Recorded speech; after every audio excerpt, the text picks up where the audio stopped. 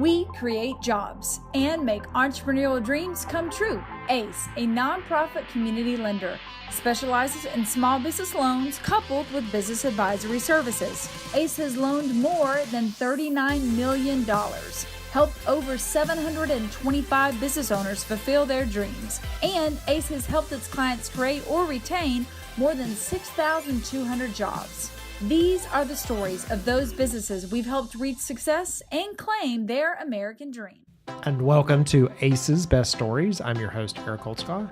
We focus on the story of what it takes to start a business, and we're talking today with Pamela Carter. She is with Stick a Fork in It. I love the name. Thank you. So tell me a little bit about Stick a Fork in It. What is Stick a Fork in It, and what do you do there? We actually are a restaurant and lounge. We're in the south side of Atlanta in Stockbridge, Georgia. Okay.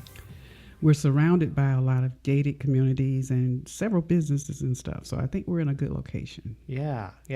Stick a Fork in It is a restaurant and lounge, and we also have sports. We show sports, major sports. We don't consider ourselves as a sports bar, right, though some people do. Okay. Because we have 125-inch screens all over the place. Oh, wow. Okay. So are you a place that you would go to watch a football game, or is it more absolutely. Okay. Football game, boxing. We're looking forward to the Mayweather-McGregor fight. Yeah. And we do golf. We show golf and baseball, just whatever's in the season. Got it. Okay. All right. Somebody was asking me the other day of a place to go and watch the football game. So I can make a recommendation. Absolutely. Stick a fork in it. Mm-hmm. So I'm interested in the name. How did you come up with the name? Well, my son and his buddies started the name Stick a Fork in It. Okay. They were a street venue. They sold barbecue. Okay. On Old National Highway near Evander Holyfield's house. I mean, it's no longer his house, but that's who we relate to. Right. And during that time, it was three of them. They were all headed towards college, and they decided they were entrepreneurs. They wanted to start a business. And they started on the street, and they were at the corner of Old National, and I don't remember the name of the other street. But anyway, they were there. And they were there for quite some time, and they sold great barbecue. Unfortunately, the surrounding businesses, there was a barbecue place near there, and also a sports bar. And the guys that Stick a Fork in It was selling out so much that they were drawing all of the crowd over to Stick a Fork in It. Oh, wow. And so the other businesses started complaining, but police came over and says, hey, look, we buy y'all's barbecue. We love it. We love y'all, but we got to go by what they say. Yeah. So they had to close down. Okay. But later on, my son decided that he wanted to open an established Stick a Fork in It. So that's where the name came from. Got it. So you already had some credibility. People already knew Absolutely. about it. All right. Mm-hmm. And do you serve barbecue? Yes, we do. We serve slow smoke barbecue and Southern cooking. You're making me hungry. But we find that a lot of people don't really like all of this fast food that we have everywhere. Yeah. You know, that people wanted something more, they wanted some greens and vegetables, mm-hmm, and also some meat. Like, people love barbecue. Yeah. And there's not a lot of Southern cooking in Atlanta. Yeah. And we didn't get that. Why?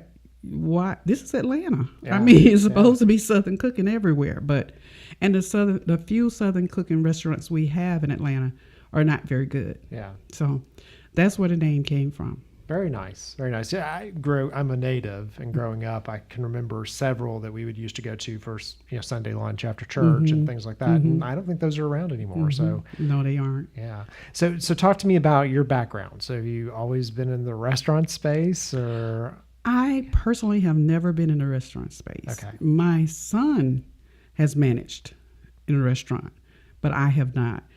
I actually worked for the last 22 years at the Coca-Cola Company, corporate America. Okay. And at Coca-Cola, I worked for the first 12 years, I worked in information technology. And for the last 10 years, I worked in marketing. Oh, all right. So you're like me. I'm a recovering technologist. I used to run IT shops, and now I do more marketing. So marketing and business operations. Okay. So you were there, and then you decided you retired recently, or is that? I retired in 2012, the end of 2012. 2012, okay. But what happened with me, The reason why we decided to open a restaurant and lounge is because when my son was age 19, he got sick from food poisoning at a restaurant. Oh. And I hope I don't cry. I really hope I don't cry, because I have this thing where I always cry when I tell my son's story. I got off work one day exhausted. Didn't feel like cooking. Decided to go to a restaurant that we had gone to for at least a year. Yeah. And I picked up some Philly cheesesteak sandwiches and some chicken. Well, I was tired. I just didn't feel like cooking that day. And, tears, please don't come. Anyway, I bought the food and I was about to take it home, but something kept telling me, Pam, take the food back. Don't buy it. It was like God was telling me, you know, like on the cartoons, they'll have, you know, God on one side, the devil on the other, right. You know. And it was like God was saying, well, then throw the food away. It didn't cost that much. I remember it cost $13. Yeah. Throw the food away. But I kept saying, something kept saying, well, you've been here plenty of times, you know, nothing ever happened. Go ahead, you know, buy the food. Anyway, bottom line, I bought the food, took it home. We all got sick with food poisoning. But my son at that time had just started college and he had had some immunization shots. Yeah. His immune system was extremely strong, so it tried to fight the food poisoning, and instead it attacked his nerves and organs and muscles. Oh, my goodness. And he became paralyzed. Oh, wow. Full body. He had a blood sugar of 2,180. Oh, wow. He had a temperature of 106. And the first hospital told me to go prepare for his funeral. Yeah. But I kept praying.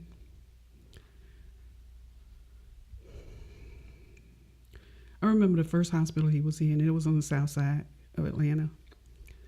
The nurses were laughing at me for praying, but I continued anyway. I said, Lord, there's nothing that they can do for him, but you can. Yeah. And we had to transfer. I had to sign papers for him to go over to Emory, because Emory had better dialysis equipment, but they told me that he's so sick that he probably won't make it. Oh, my goodness. So I signed the papers anyway and prayed all night. And about 2 a.m. I got a call that he made it to Emory, and he was in intensive care and etc. But during that time, Emory was just the opposite of the first hospital, and they encouraged us to continue praying.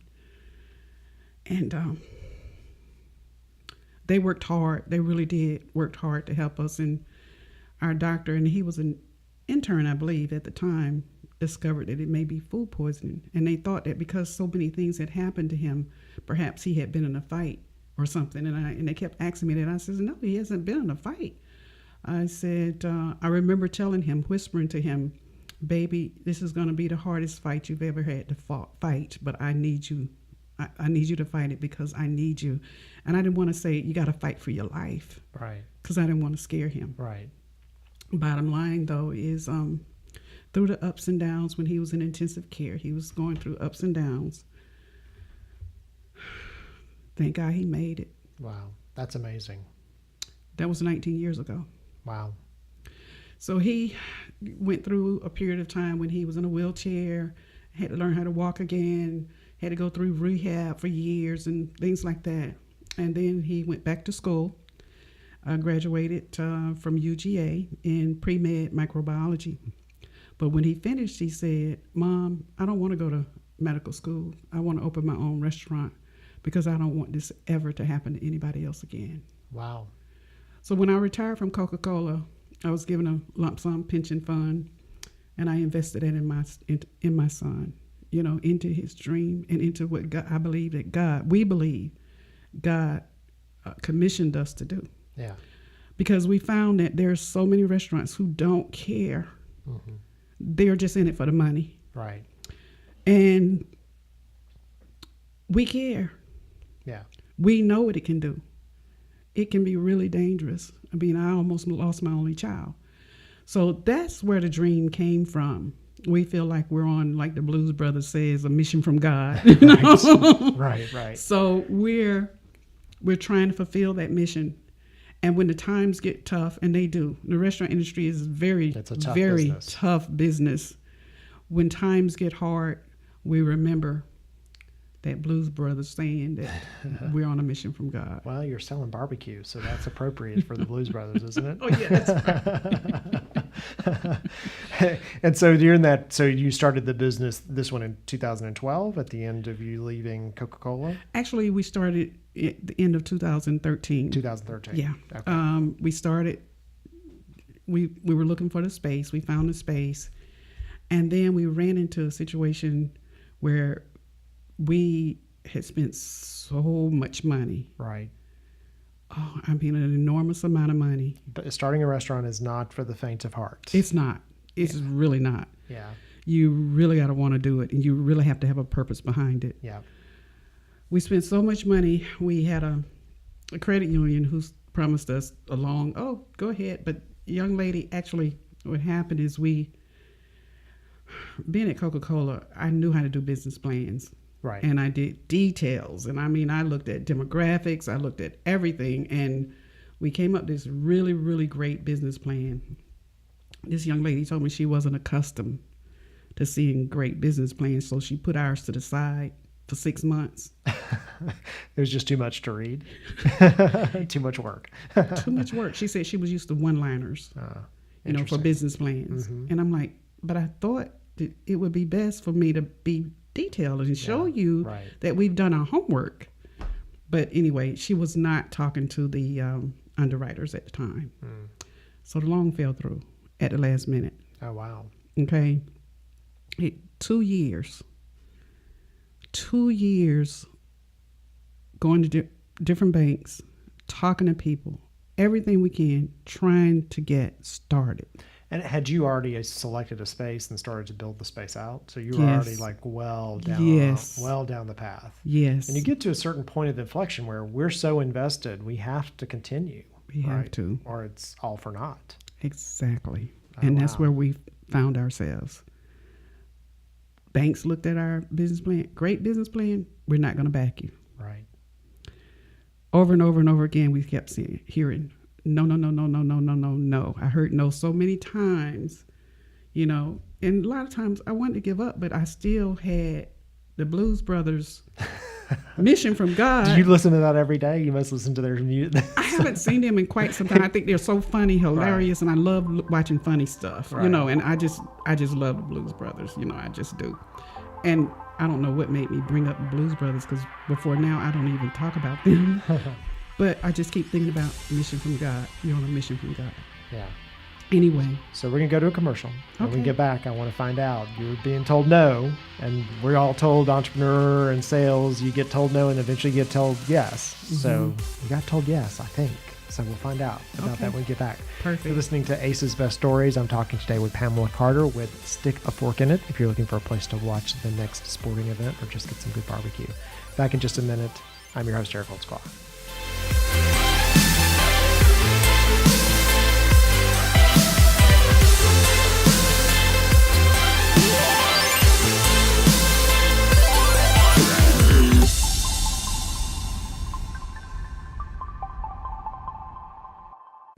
If it wasn't for ACE, my business may have closed in 1 year. If it wasn't for ACE, my business wouldn't be expanded as much as it's expanding right now. They were there for me at the time of my need. If it wasn't for ACE, we would not be here today. Yeah. If it wasn't for ACE, I would very much still be cooking at an hourly rate, and I would have never impacted hundreds of lives and an entire community. I still remember going to different kind of banks, big banks, and with papers, and these people send me back because I don't have, I had experience in the restaurant business, but I don't have, everything else this bank needed, and I believe in me. I did the research in Adult Day. I had experienced it personally because my grandfather had Alzheimer's, so I wanted to do the business myself. get into it because I knew I could make a difference. Initially, when we started, there was only one person, which would be me. And then the company I've grown from 1% to 8, and we provide quality assurance, quality control testing for FDA-regulated companies. I think Grace not only completely understands what it's like to start off in an office connected to your laundry room or wherever she was, but she also understands the growth process, and I think that she does an excellent job of making sure that everybody who works with ACE has an understanding of the kind of struggles and celebrations that you can have. ACE has helped us with putting our business idea into the market, working with us with the business, actually showing us, guiding me personally, how to solve some of my marketing issue problems or with the business planning. You don't meet many lenders that are invested in your success. And, you know, from their classes or presentations, seminars, they really do have a vested interest in your success. The best advice I can do to small business owners is follow your dreams. You know, always follow your dreams, follow your heart. Have a plan. Just because you have a passion for it doesn't mean that you can start a good business.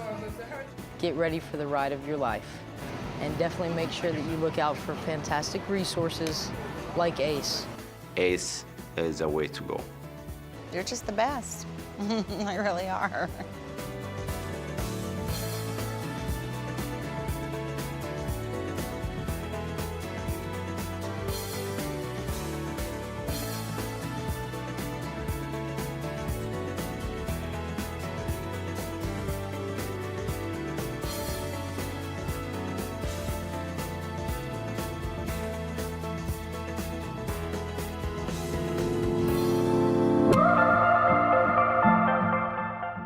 And we're back. You're listening to Ace's Best Stories. I'm your host, Eric Holtzclaw. We're talking today with Pamela Carter. She is with Stick a Fork in It, which is on the south side of Atlanta. It is a restaurant that does barbecue and also has some... How many screens did you say you had?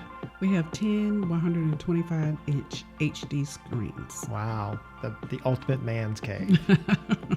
Or if in my relationship, my wife is the big football fan, so, you know, could be that.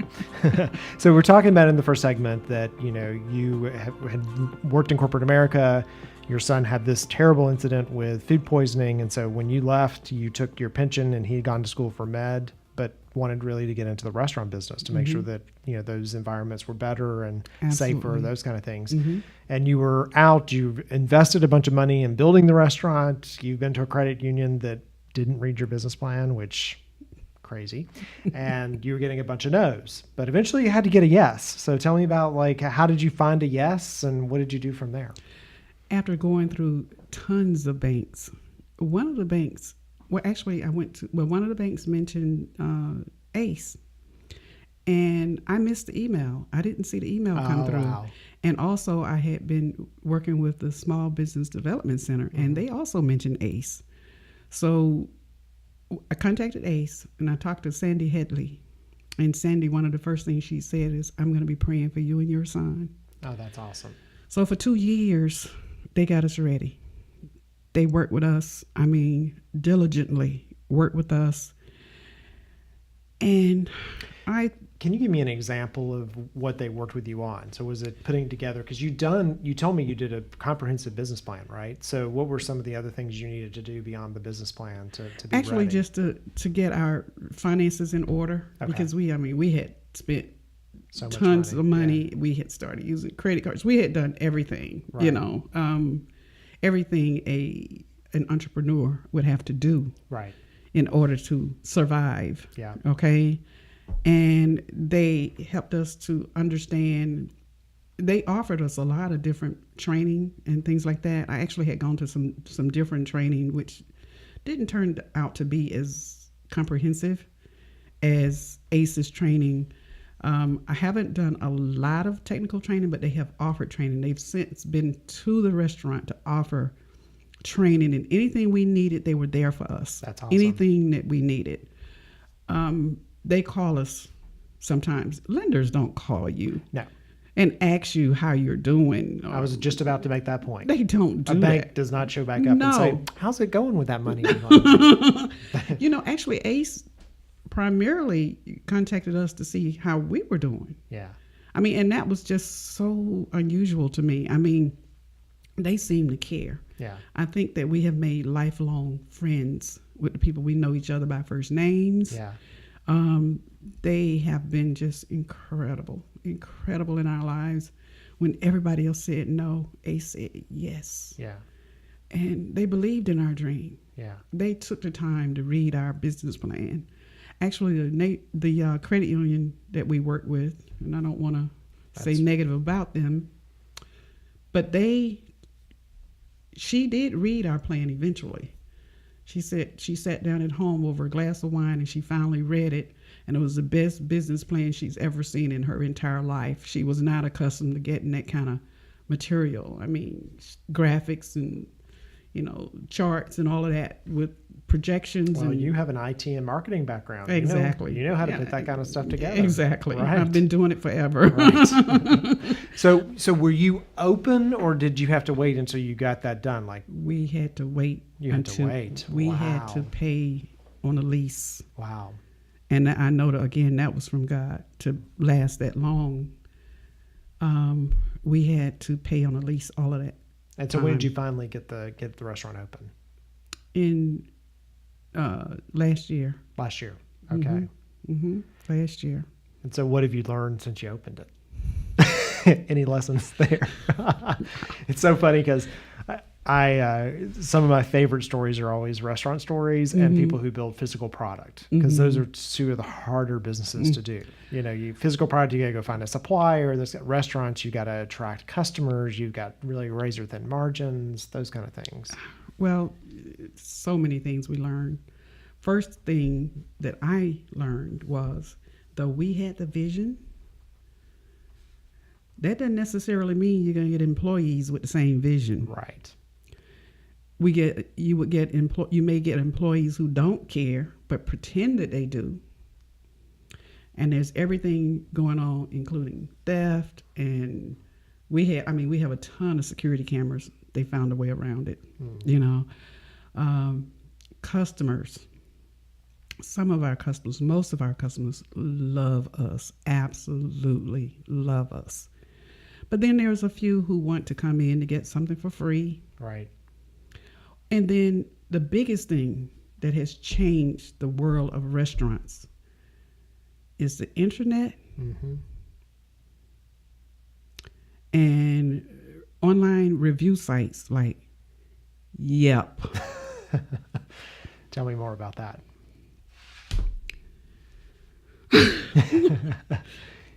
Yelp has been the biggest pain.